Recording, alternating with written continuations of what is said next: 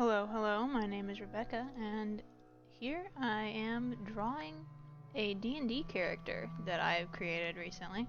My last few videos just had some music I got from the YouTube library behind it, but I figured since this one's a little more personal, that I would maybe explain what's going on.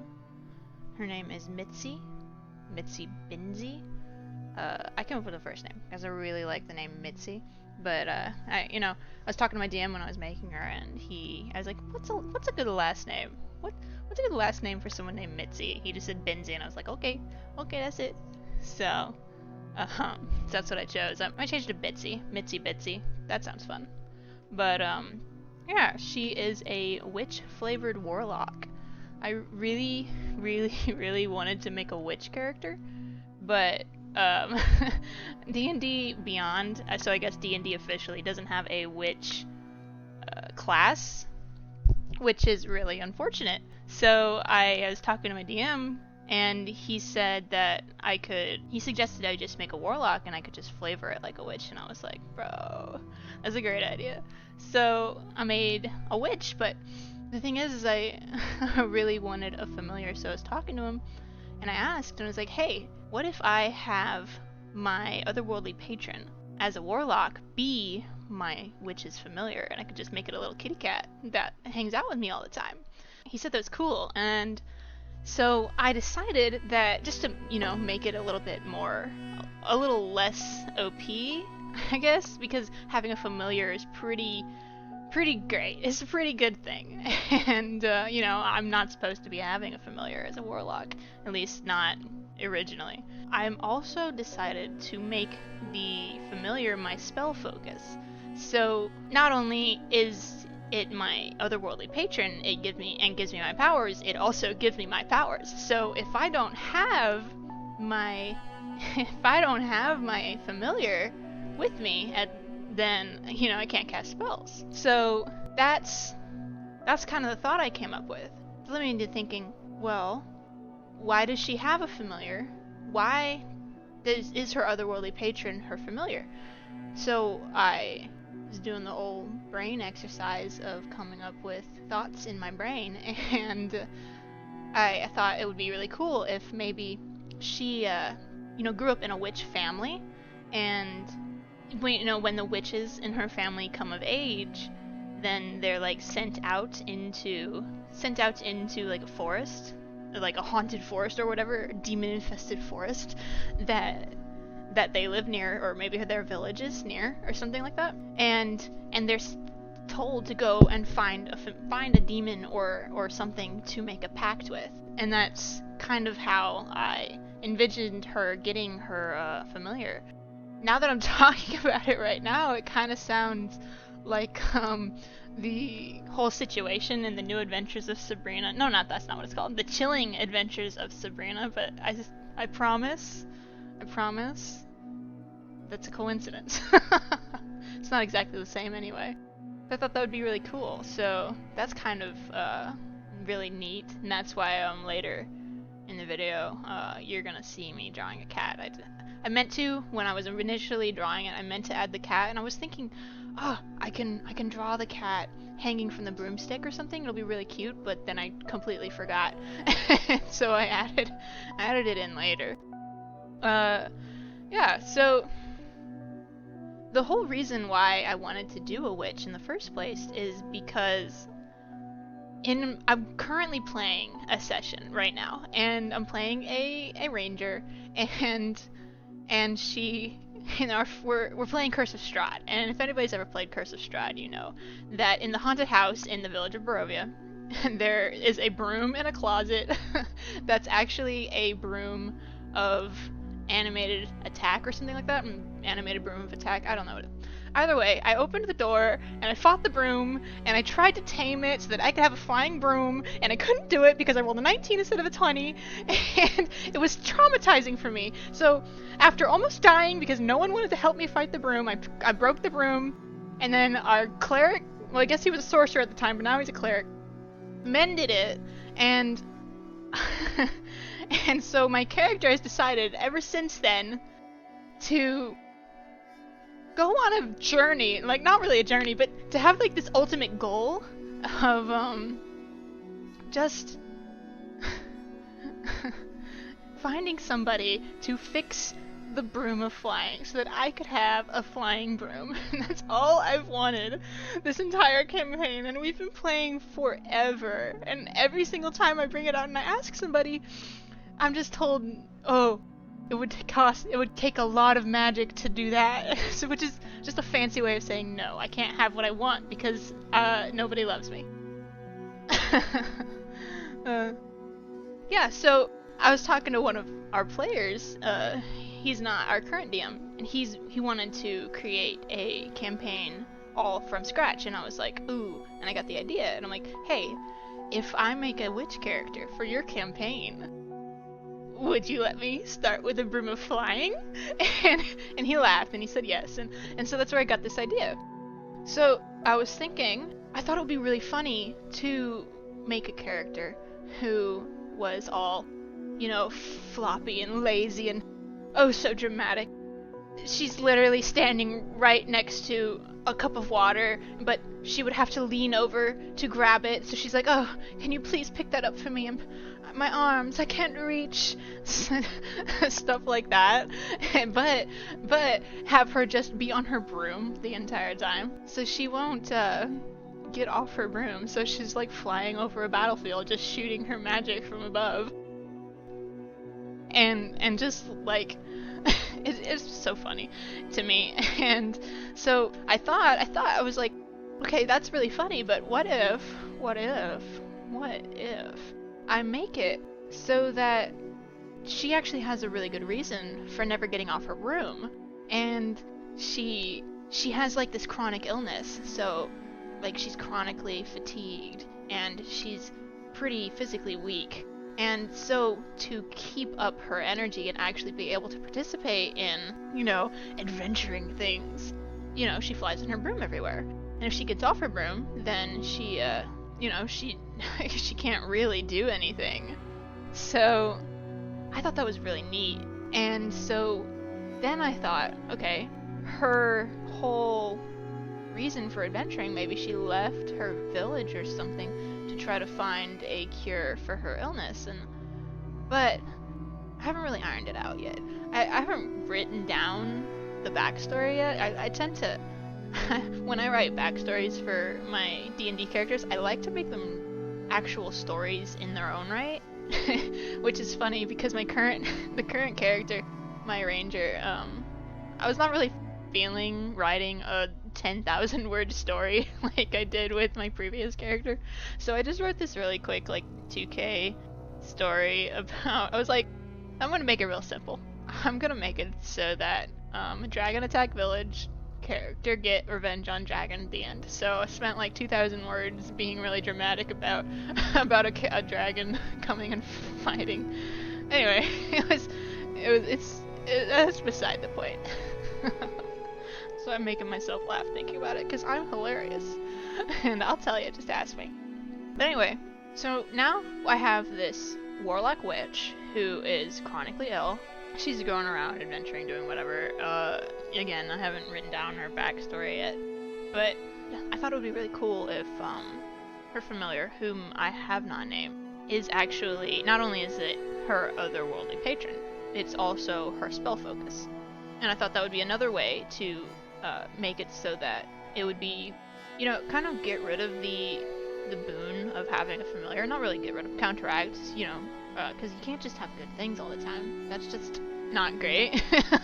I mean, it's great for me, but story-wise, it's kind of unfulfilling. But so it's her spell focus, right? You know, with a familiar, if they are out of 100, I think it's kilometers of your character, then you can no longer speak in their mind. You can no longer see through their eyes or hear through their ears or whatnot, or I guess cast spells through them. Because, you know, with familiars you can cast touch spells through them because it's super OP. So I thought, you know, if they're outside of a certain radius of my character, then my character can no longer cast spells. So she's got to always have her familiar with her. And then when I was building the character, I was looking, and I've never made a warlock before, but I've seen them played. So I was looking through and I'm making my Warlock character and was like, why do I only get such few cantrips? I thought the whole point of a Warlock was that you got a lot of really cool cantrips. Then I went through and I found out that you get, I think it's called Pact of the Tome, and I was like, oh, this is perfect. Rather than having a book that disappears when I die or whatever, literally my cat is my tome, and that's where I get all my spells anyway, so it makes perfect sense that I would have that and my cat would be able to give me these extra cantrips. So let me go through and look and see what I've given my character. With the Pact of the Tome, you get 3 cantrips from any spellbook, Warlock or otherwise. So what I did is, for my spells that I originally get to choose, I didn't take Eldritch Blast because, I don't know, I didn't want it. I mean, I wanted it, but I didn't feel, it didn't really fit the theme that I was thinking. Because I thought it would be really cool to have her be like lightning themed. And so I got Lightning Lure, Prestidigitation as my cantrips. That's it. That's all I got as my cantrips. Because if you're flying, you can use Lightning Lure. What that would do is you could draw them towards you. What it does is it casts lightning on them, and it also draws them towards you for 15 feet.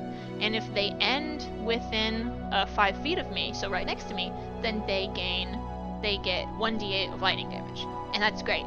But what's even better is I can float 10 feet above them, or I can float 15 feet above them, pull them towards me so they're within 5 feet of me, so they're right next to me, right?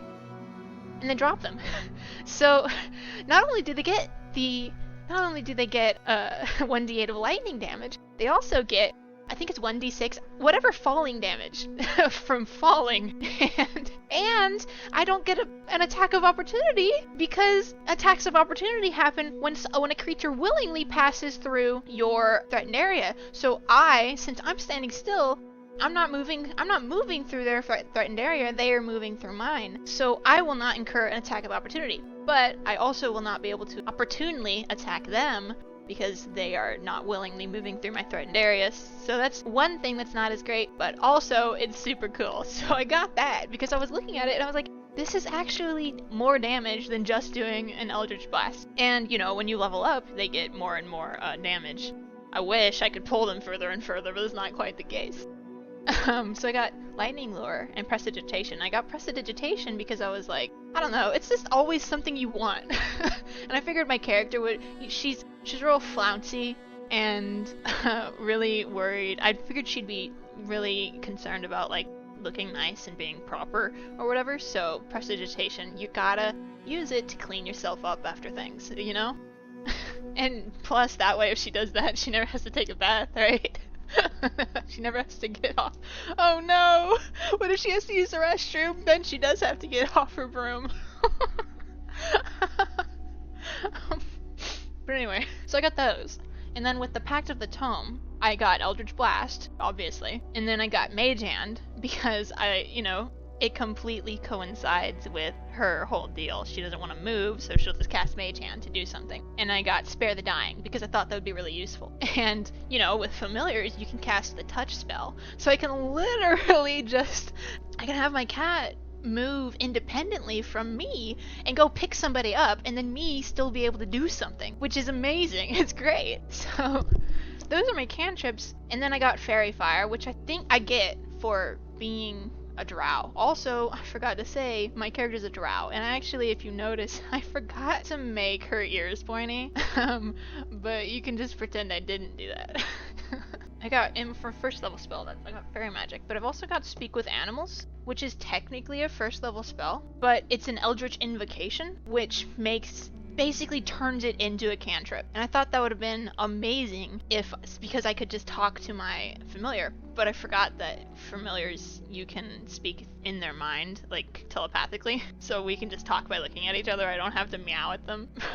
But I've got that. And it was really cool. And we're starting at level 3, so I get second level spells. And I got Shatter, which, I just thought it would be fun to have. Kind of fits with the lightning theme a little bit. Not really. There just wasn't many lightning themed second level spells that I was interested in. I got Sleep, I got Witch Bolt because obviously I'm creating a witch. Why would I not have Witch Bolt? And also it's lightning. And then I got Unseen Servant, which if you think about my character's personality, of course I'm gonna get Unseen Servant. I'm gonna use both my 2 spell slots every single day just to cast Unseen Servant to make me dinner or something.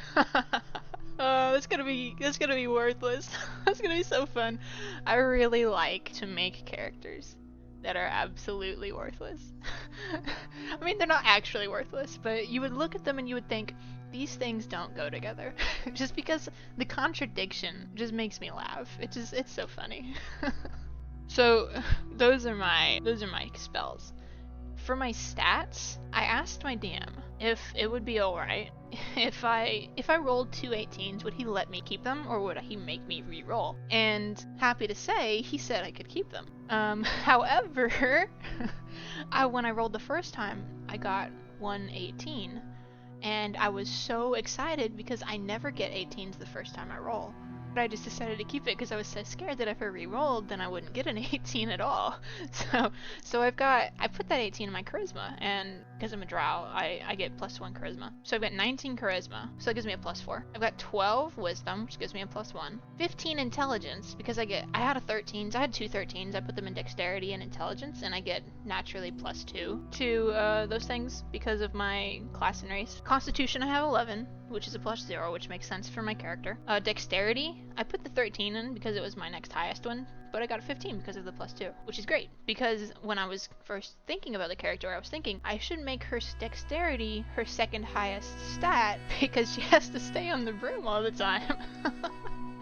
So I'm glad I was able to give her a +2. And then strength, obviously, it's got a +0. I gave it a 10. So that's what I rolled. I mean, if I had rolled pluses on all of them, I would have kept it. I wouldn't have changed it just to make it more thematically appropriate. But yeah, her lowest stat is strength, followed by constitution, which makes sense because of her illness. But yeah, I thought it'd be really fun, and I'm really excited. And the thing is this campaign isn't. I can only play one campaign at a time. In our next campaign, set in stone what we're going to do, and we're gonna be. I don't remember what the book is going to be, but it's gonna be from a book, and I already made a character for it, which I can probably draw and talk about on a different video. But I'm so excited. Unfortunately, I'm gonna have to be putting this character in the dusty old box for a year or more, because our current campaign's already past a year, so who knows how long our next one's gonna take. But yeah, I'm excited to play her, and I hope you guys enjoyed watching me draw and hearing me talk. Thank you so much. See you later.